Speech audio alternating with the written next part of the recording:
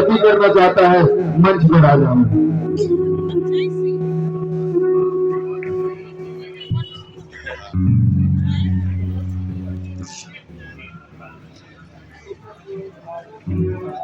जितने भी भक्तगण हैं सभी से निवेदन शीघ्र से शीघ्र पधारें और जो कोई भी भक्तगण ठाकुर जी की आरती करना चाहते हो वो पधारें।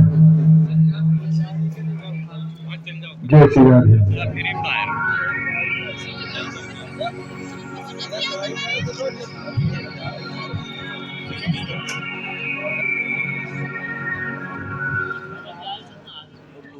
कृष्ण कन्हैया की अधर धन भजोरिया भैया